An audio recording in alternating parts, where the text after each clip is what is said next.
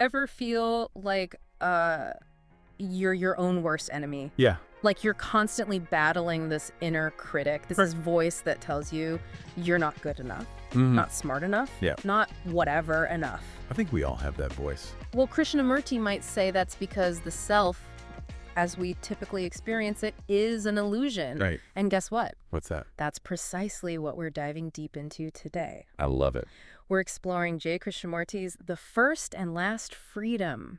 That's right. A book packed with insights on self-knowledge and, yes, freedom from that pesky self. And what's so cool about this book is that it's a bit of a choose-your-own adventure. Oh, really? You've got straightforward chapters explaining Krishnamurti's philosophy. Okay. And then this captivating Q&A section. Interesting. That lets us see his ideas from different angles. Okay, so before we get lost in the maze of the self, can we back up a sec? Sure. What exactly is the self that Krishnamurti keeps talking about? Think of it like this. The self is like this constantly evolving story we tell ourselves. Okay. It's built from our memories, experiences, desires, and that never-ending quest to become something. Right. But Krishnamurti suggests that this story, this self, is actually what's keeping us from true freedom. Hold on. Yeah. If I'm not, my memories, my experiences, my desires, then what am I? Right. That's kind of blowing my mind. That's exactly the kind of radical questioning Krishnamurti wants to spark. Okay. He's not giving you a new story to replace the old one. Instead, he's asking you to question the very need for a story in the first place. Okay, so less story time, more being present. Yeah. I get it. Exactly. But how do symbols fit into all of this? Yeah. He seems to have a lot to say about them. He does. Okay. Krishnamurti recognized that symbols are powerful tools for understanding. Okay. They help us make sense of the world. Right. But he also warns us that they can become incredibly dangerous. So dangerous how? Okay. Like tripping over a religious statue, kind of dangerous. Well, not quite. Okay. He compares how symbols are used in science. Okay. Where they're constantly tested and refined against reality. Right. With how they're used in politics and religion. Interesting. In those realms, symbols can become rigid. Okay. Almost like idols. Okay, I think I see where he's going with this. Yeah. So like the American flag is a powerful symbol, right? Okay. It represents freedom, democracy, all these great things. Right. But it can also be used to justify wars or to silence dissent. Exactly. Okay. And Krishnamurti takes it even further. Oh, really? He says that because we use and worship symbols, we can transform simple greed into these massive imperialisms. Oh. Or even things like Stalinism or the Spanish Inquisition. Whoa, that escalated quickly. Yeah. But I get it now. It's like the symbol itself isn't inherently good or bad. It's how we use it. Right. How we let it shape our thinking, our actions. Right. So if I want to start understanding these symbols in my own life, where should I begin? Krishnamurti suggests starting with self-knowledge. Okay. He believed that truth cannot be repeated. Only a lie can be extended and repeated. Interesting. That means no organized religion. Okay. No gurus. Okay. Not even sacred books can give you the answers. Wow. You have to look inward. Wait, he's saying ditch the self-help aisle and look inside myself? Yeah. That seems counterintuitive. It might feel that way. Yeah. But Krishnamurti believed that relying on external beliefs can actually hinder self-discovery. Interesting. He even chose not to read sacred literature. Wow. To protect himself from external influences. So if I want to change the world, where does Krishnamurti say I should start? He believed that true revolution must begin with individual transformation. It's like he's saying clean up your own room before you try to fix the whole house. That's a great way to put it. Okay. And this leads us to his analysis of thought and desire. Okay. Krishnamurti unpacks how our thought process is fundamentally shaped by past experiences, traditions, and influences. So we're basically walking bundles of memories. Essentially, yes. Okay. And this conditioning forms our ideas, beliefs, and even ideologies, often driven by a deep-seated need for security. It's this fear of the unknown that drives us to cling to familiar patterns, even if they're no longer serving us. That's a powerful insight. Yeah. It makes you realize that self-knowledge is an ongoing journey, not a destination. Exactly. Yeah. And speaking of fear, Krishnamurti had a radical take on how it relates to love. Okay, before we jump into love, I have to admit I'm still a bit stuck on this whole self thing. It feels kind of abstract. Yeah. Can you give me a concrete example of how this self plays out in real life? Imagine you're at work, right? Okay. You're putting on your professional self, Mm-hmm. the one that's competent, Yeah. confident, Right. maybe even a little bit ruthless. Uh-huh. But then you come home Okay. and you slip into your family self, Yeah. the one that's more relaxed, Right. nurturing, Yeah. and playful. Okay. Yeah, I can totally relate to that. Krishnamurti would say that both of those Yeah. are versions of the self-constructed roles we play, depending on the situation. So he's saying all these different versions of me aren't the real me. Exactly. Okay. And that's where the idea of freedom comes in. Okay. If you can start to see through these constructed selves, to recognize them as roles you're playing, Okay. then you can start to detach from them. Detachment. Yeah. Like, I'm just going to float through life without any sense of self. Yeah. That sounds a bit scary, to be honest. It's not about erasing your personality or becoming some kind of emotionless robot. Oh. It's about recognizing that you're more than these limited constructed selves. Okay. It's about tapping into a deeper sense of being, a more authentic expression of who you truly are.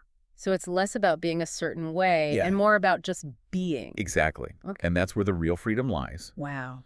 It's about recognizing that you are not your thoughts. Okay. You are not your feelings. Yeah. You are not your experiences. Right. You are something more, something vaster, something that cannot be defined or limited by the constructs of the mind. Wow. Okay.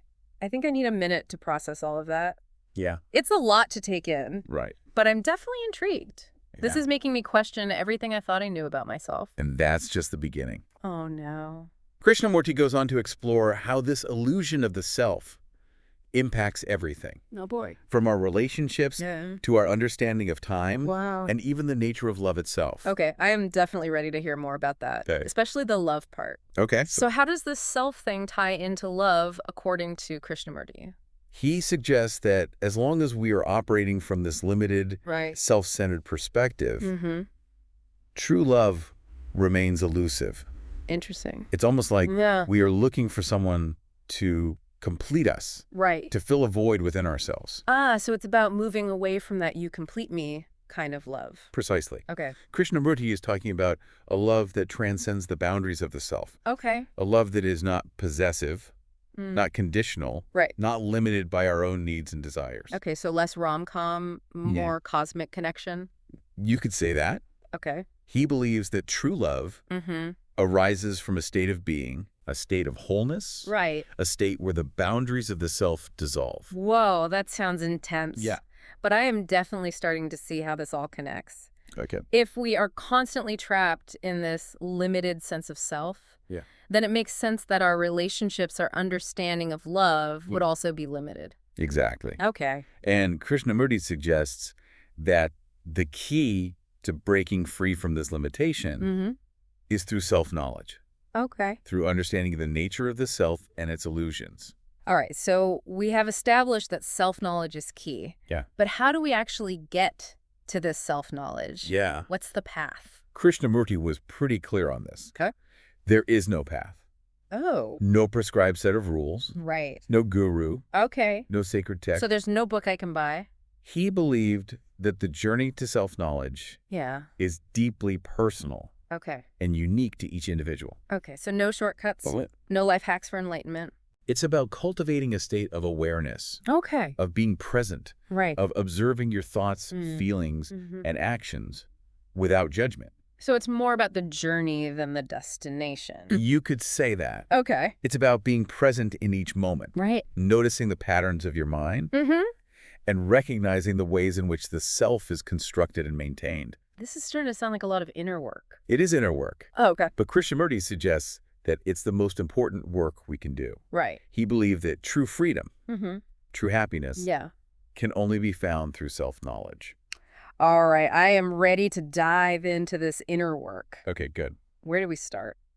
Well, Krishnamurti had a lot to say about the role of fear in all of this. Okay. He believed that we are often afraid of the known, not the unknown. Hold on.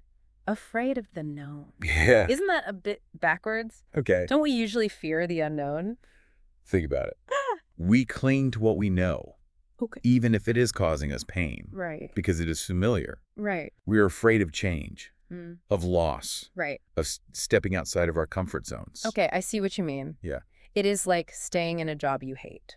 Exactly. Because you are afraid of what might happen if you quit. Exactly. Right. And Krishnamurti suggests that this fear is rooted in our attachment to the self. Okay. We're afraid of losing this constructed sense of who we are, Right. even if that self is causing us suffering. So how do we move beyond this fear? Krishnamurti would say that the first step is to become aware of it. Okay. To notice the ways in which fear is operating in our lives. To see the patterns of avoidance, right, of clinging, of resistance. And then what? Yeah. What do we do once we become aware of this fear? That is where the real work begins. Oh, great. Krishnamurti suggests that we need to face our fears. Okay. To embrace the unknown. To be willing to let go of what is no longer serving us. Easier said than done, right? Absolutely. But Krishnamurti believed that it is possible. Okay. He believed that we all have the potential to break free from the grip of fear and to experience a deeper sense of freedom and joy. All right, I am definitely feeling inspired to start facing some of my own fears. Yeah. But before I go jumping off any cliffs, Yeah. literally or metaphorically, Okay. can we go back to love for a second? Yeah. You mentioned that Krishnamurti had a unique perspective on love. He did. Okay. He saw love as this incredible force for transformation. All right. But not in the sentimental Hallmark card kind of way. Okay. He saw it as a state of being. Okay. That arises when we truly understand ourselves and the world around us. So it's not about finding the right person or having a perfect relationship. Not exactly. Okay. He believed that love is not something we can find or create. Okay. It is a state of being that emerges naturally. When we let go of our ego-driven desires. Right. And connect with something greater than ourselves. Okay, I'm sensing a theme here. What's that? Let go of the ego. Yeah. Connect with something bigger. It sounds like a tall order. It is. Haha, okay. But Krishnamurti believed that it is possible. Okay. He believed that we all have the potential to experience this kind of love. Yeah. A love that is not limited by the boundaries of the self. That's beautiful. So what else did Krishnamurti have to say about this transformative love? Well, he had some pretty radical ideas about how love relates to action. He believed that love is not a passive feeling. Okay. It's an active force.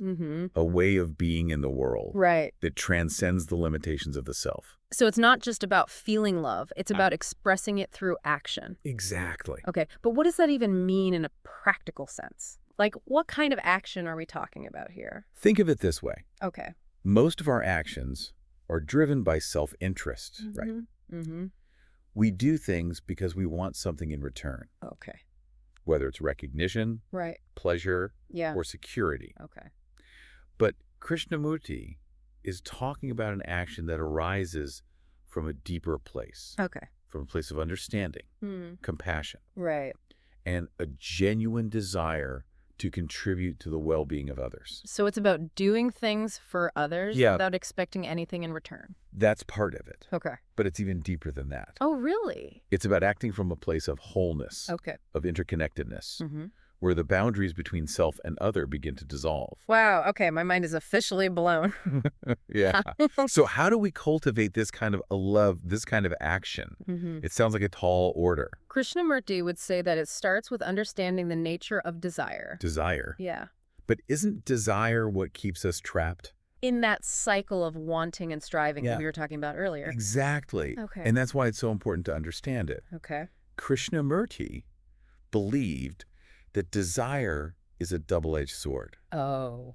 On the one hand, it's what drives us, motivates us, propels us forward. It's like that fire in the belly that pushes us to create. To achieve, right? To experience life to the fullest. But on the other hand, he cautioned against becoming enslaved by our desires. Okay.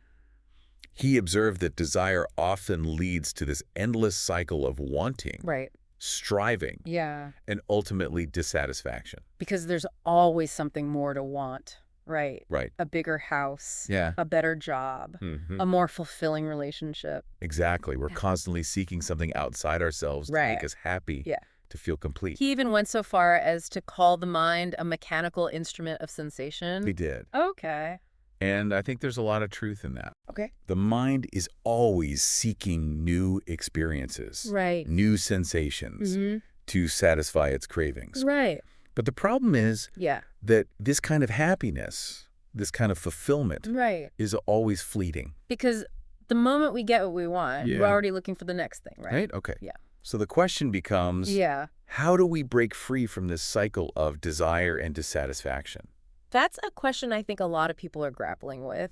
So what was Krishnamurti's answer? Yeah. Did he offer any solutions? He didn't offer any easy solutions or quick fixes. Right. He believed that true freedom comes from understanding desire, not from suppressing it. So it's not about denying our desires. Right. It's about seeing them clearly, right? Exactly. Okay. It's about becoming aware of the ways in which desire shapes our perceptions, our thoughts, and our actions. It's like noticing that craving for that extra slice of cake. Not judging yourself for it. Exactly. But simply being aware that it's there. Precisely. Okay. And that awareness, that ability to observe without judgment is what Krishnamurti called choiceless awareness. Okay.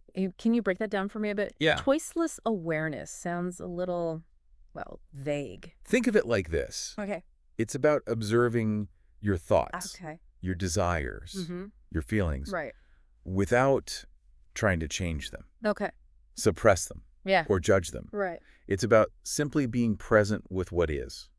So it's kind of like meditation. Yeah. Just noticing those thoughts and feelings as they arise. Right. Without getting carried away by them. That's a great analogy. Okay. And Krishnamurti believed that this practice of choiceless awareness is key to breaking free from the tyranny of desire. So it's less about getting rid of desire and more about changing our relationship with it. Exactly. Okay. It's about seeing desire for what it is, a fleeting, impermanent energy that flows through us.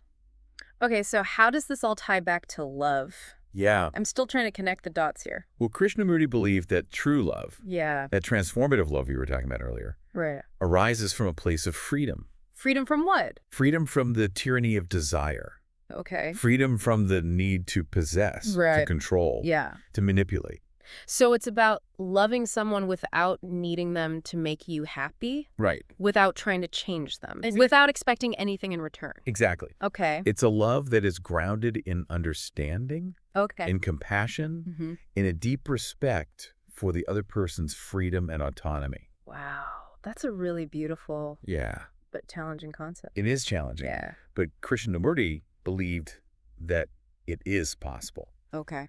He believed that this kind of love has the power to transform not only our individual lives, but also the world around us. So, if I'm hearing you correctly, the path to this kind of love starts with understanding ourselves. Right. With cultivating that choiceless awareness. Exactly. With breaking free from the grip of our desires. That's a great summary. Okay.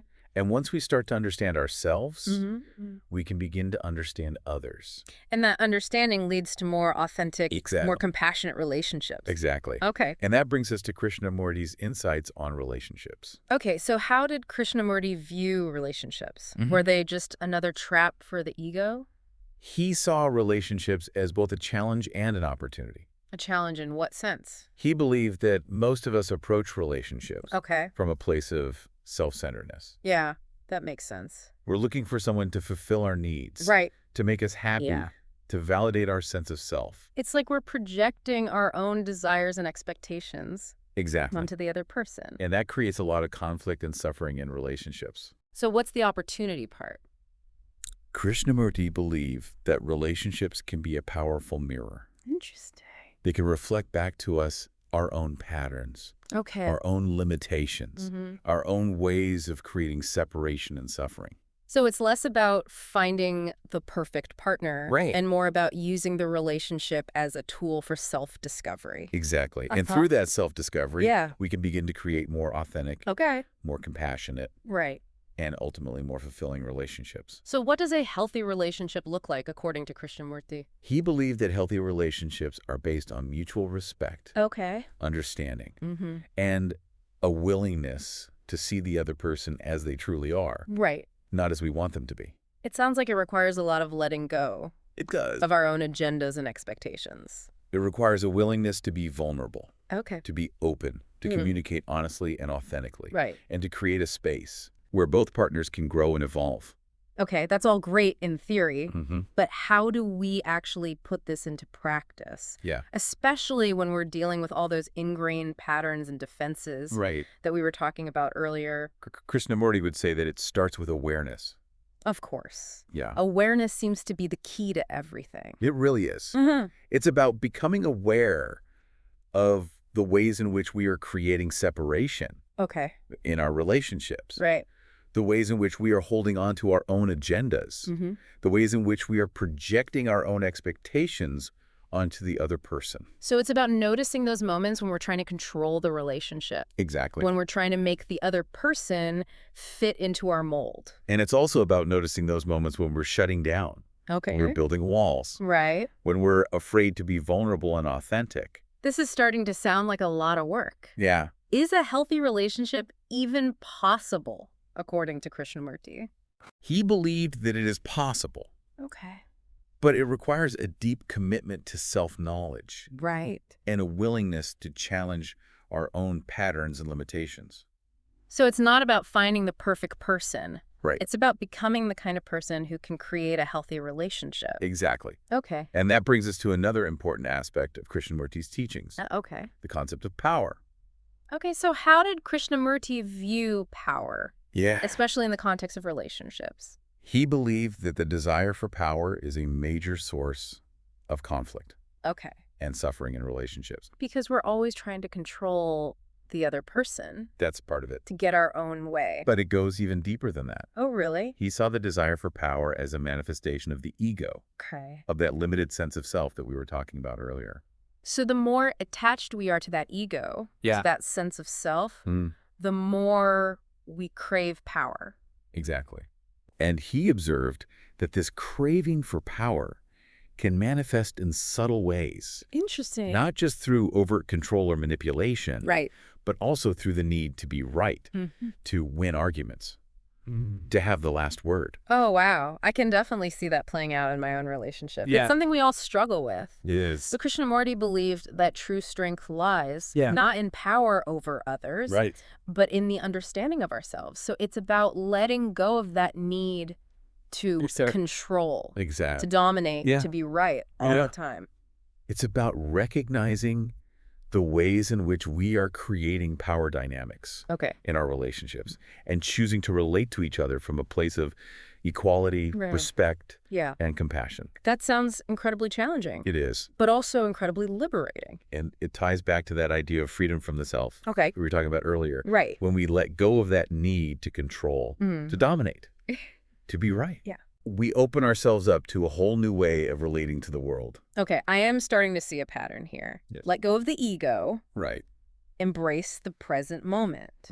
Cultivate awareness. Exactly. Challenge your desire for power. It is. It's all connected, isn't it? And Krishnamurti believed that by understanding these interconnected principles, we can begin to create a more harmonious, more compassionate, and ultimately more fulfilling life for ourselves and for those around us. This is all very inspiring. Yeah. But I have to admit, it's also a little overwhelming. I understand. So where do we go from here? Yeah. How do we take all of this and actually apply it to our lives? Well, Krishnamurti believed that action is essential. Okay. He didn't advocate for passive contemplation or withdrawal from the world. Okay. He believed that true understanding must be embodied, must be expressed through action. Well, what kind of action? Yeah. We were talking earlier about how so much of our action is driven by self-interest. Right. By the desire for power. Yeah. By all those things we're trying to let go of. That's true. But Krishnamurti believed that there is another kind of action. An action that arises from a deeper place, from a place of understanding, compassion, and love. He called it action without idea. Exactly. Okay. And this concept might be one of the most challenging, but also one of the most liberating aspects of his teachings. Okay, so what does action without idea even mean? Yeah. How can you act without an idea? Think of it this way. Okay. Most of our actions are driven by thought. Okay. By planning. Right. By the desire to achieve a particular outcome. Okay. But Krishnamurti is talking about an action. Right.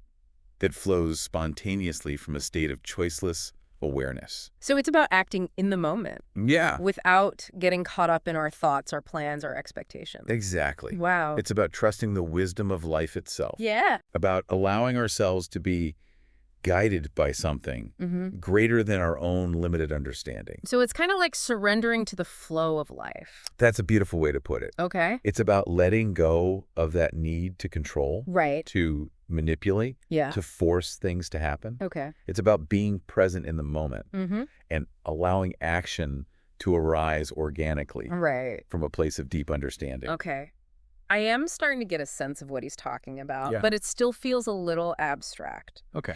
Can you give me a concrete example of what action without idea might look like in real life? Imagine you see someone struggling on the street. Okay. Most of us would have an immediate thought. Yeah. Should I help them? Right. What if they're dangerous? Yeah. What if I don't have time? Right. But action without idea is about bypassing those thoughts. Okay. And simply responding to the situation from a place of compassion. So you just act. Right. Without overthinking it. Without analyzing it. You see the need. Okay. And you respond to it. Right. Without getting caught up in the mental chatter. Okay. I think I'm starting to understand. Yeah. But it still feels a little risky. Yeah. What if we make the wrong choice? Yeah. What if our spontaneous action ends up causing harm? That's a valid concern. Yeah. But Krishnamurti would say that true action without idea is not reckless or impulsive. Okay. It's about acting from a place of deep understanding. Right. From a place of wisdom that goes beyond our limited thinking.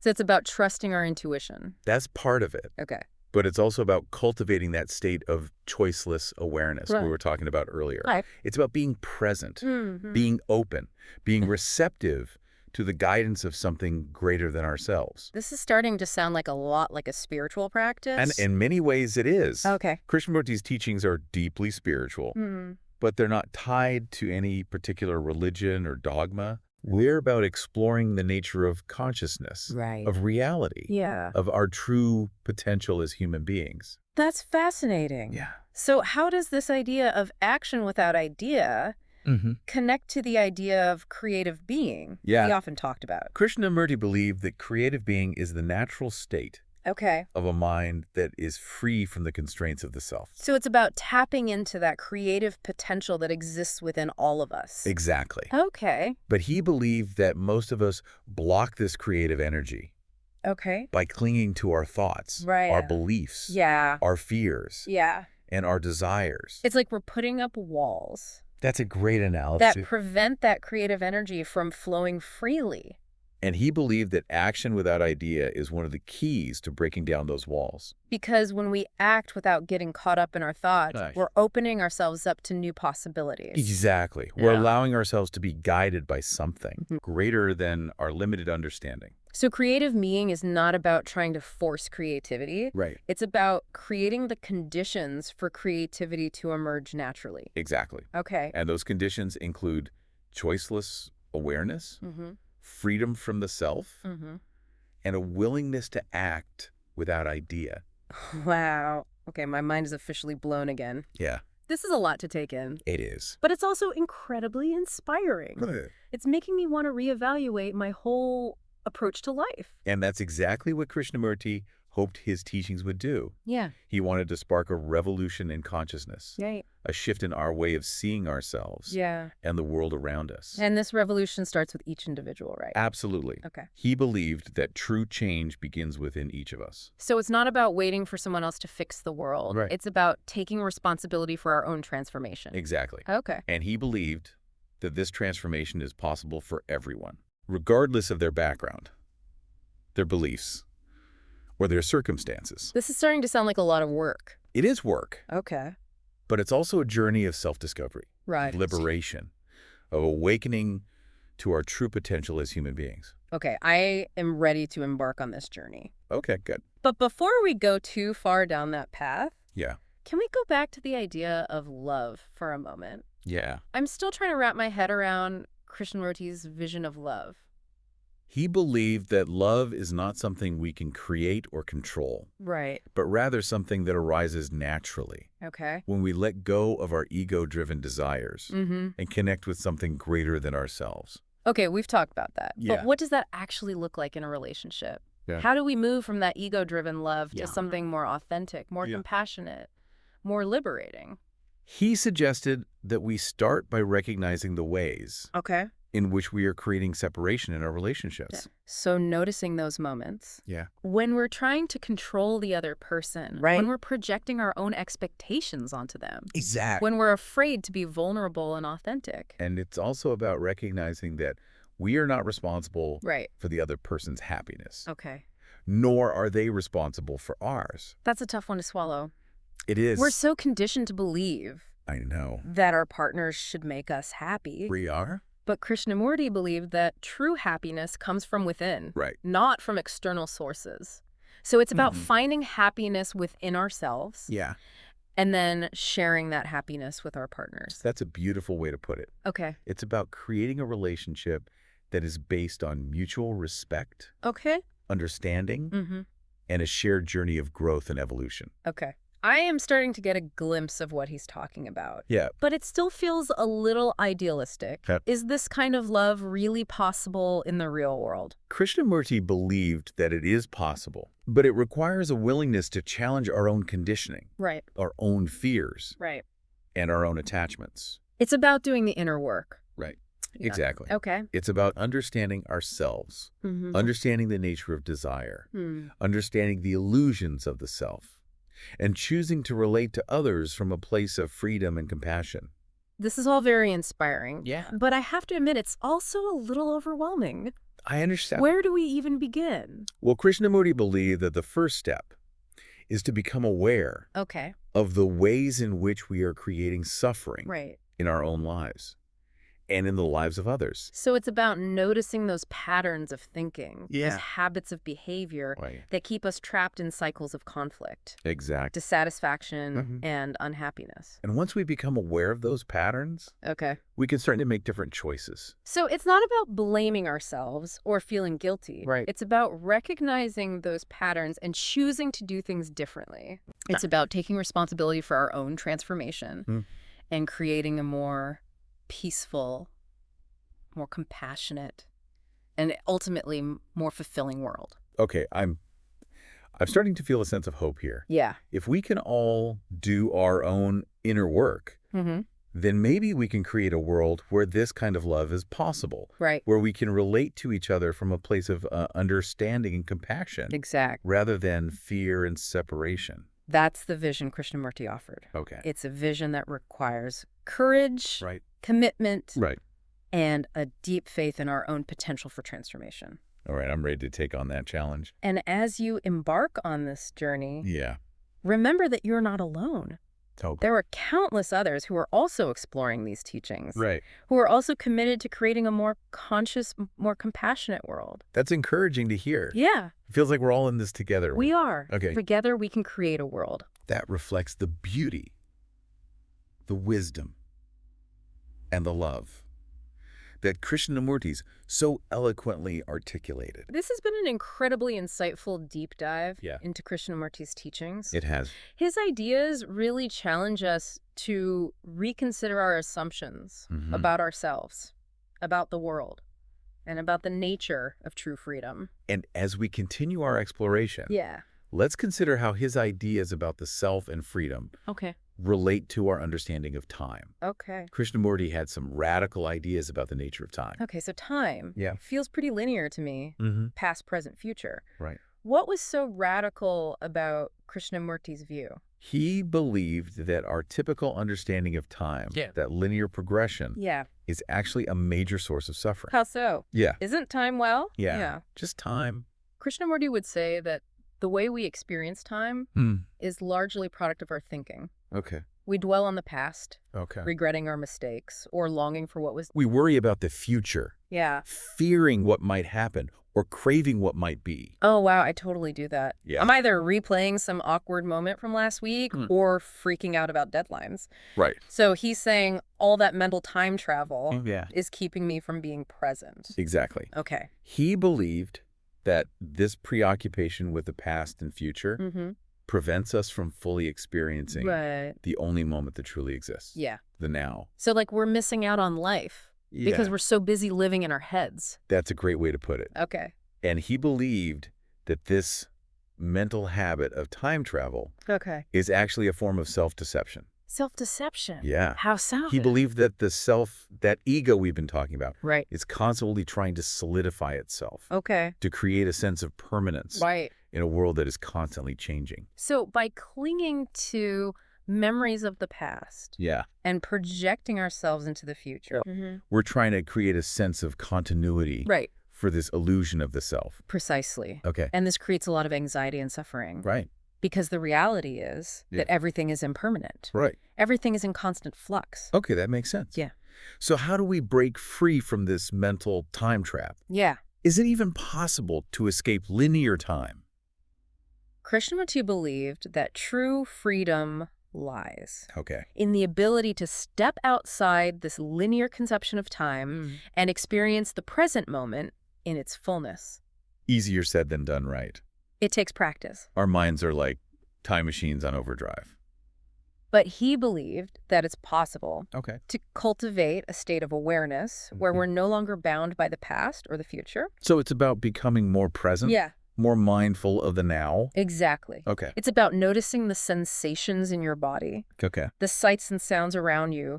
The simple act of breathing. Right. It's about engaging fully. Yeah. With the reality of this moment. Okay. Without judgment or resistance. This reminds me of meditation. Is that what he's suggesting? Meditation can be a helpful tool. Right. But Krishnamurti believed that this kind of present moment awareness can be cultivated in every aspect of life. Right. It's about bringing that same quality of attention to everything you do, whether you're washing dishes, having a conversation, or simply walking down the street. Okay, I like that. Yeah. It's not about adding another thing to my to-do list. Right. It's about shifting my perspective. Exactly. My way of being in the world. So what are some practical tips? Yeah, what are some? For cultivating this kind of present moment awareness? Okay. Krishnamurti would say that it starts with becoming aware of your thoughts. Of course. Yeah. Awareness seems to be the key to everything. It really is. Okay. Notice when your mind is wandering to the past or the future. Okay. Don't judge yourself for it. Simply observe it. Okay. And gently bring your attention back to the present moment. Because it's like training a puppy. Yeah. Every time your mind wanders, exactly, you gently guide it back to the present. And the more you practice, the easier it becomes. Okay. Another helpful tip is to engage your senses.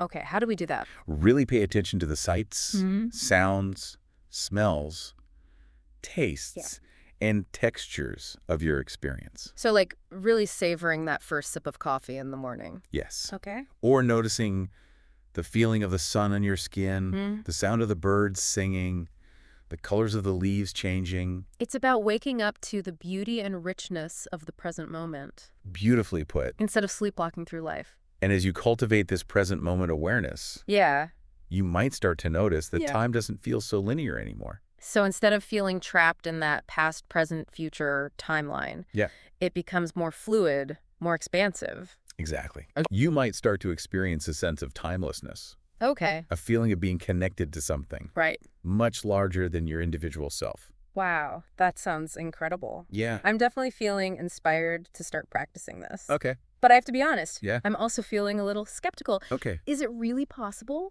to change our experience of time? Krishnamurti believed that it is. Okay. He saw it as a natural consequence of self-knowledge. Right. Of understanding the nature of the mind. And the illusions of the self. So the more we understand ourselves, the less we're bound by the limitations of time. Exactly. Okay. And he believed that this liberation from time leads to a profound sense of peace, freedom, and joy. Okay, I'm sold. Right. Sign me up for the time-free life.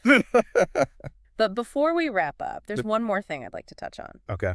We talked about the known and the unknown earlier. Great. How did Krishnamurti view those concepts? He believed that most of us are terrified of the unknown. Yeah. We cling to what we know, to our beliefs, our opinions, our ways of seeing the world, right, even when they're no longer serving us. It's that comfort zone thing again, right? Exactly. Even if our comfort zone is kind of uncomfortable, it's still familiar.